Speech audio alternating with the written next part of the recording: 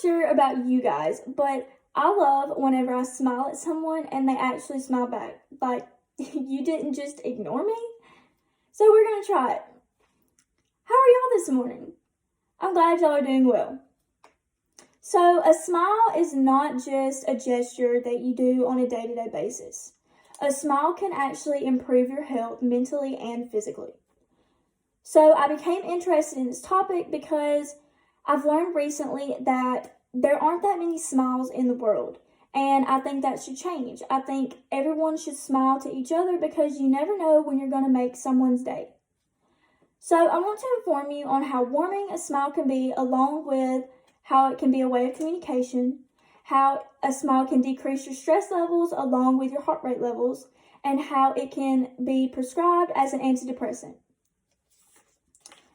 So a smile can be a way of communication and be warming to others. In the article, The Best Brain Possible, Debbie Hampton talks about a study she did with a yearbook and also talks about the process the brain goes through when seeing a smile. So there are hundreds of neurotransmitters and they each are complex in their own way. So when the brain sees a smile or any type of facial expression, it automatically wants to mimic it. So you're walking down the street and someone smiles at you, you automatically smile back. That's because your brain didn't process it. It just automatically wanted to mimic that facial expression. So Debbie Hampton did a study with a yearbook, and she talks about how she went through and saw how many people had a genuine smile, a fake smile, and no smile at all, just a facial expression. Well, she looked into 30 years after the pictures were taken, and it showed that the people with a real smile had much better outcome and a happier, longer life than the ones who had a fake smile or did not smile at all. So that shows you a smile looks good on you, so maybe try it more often. A smile is not only just a way of communication, a smile can also be used for your health. So a smile can decrease your stress level along with your heart rate levels. In the article Medical News Today, Tara Kraft and Sarah Pressman did a study. They're from Kansas University. So they took volunteers who had no idea what this was for, and they split them into groups. They taught one how to genuinely smile, fake smile, and then just to hold a natural expression. Well, the two that smiled had to put their dominant hand in a bucket of ice water. Along with the other one, they had to follow a star path in a mirror and then use their dominant hand to do so. That would stress me out very much. So afterwards, they monitored their heart rates, and those who smiled had a faster and a better recovery heart rate than the ones who had just a regular facial expression.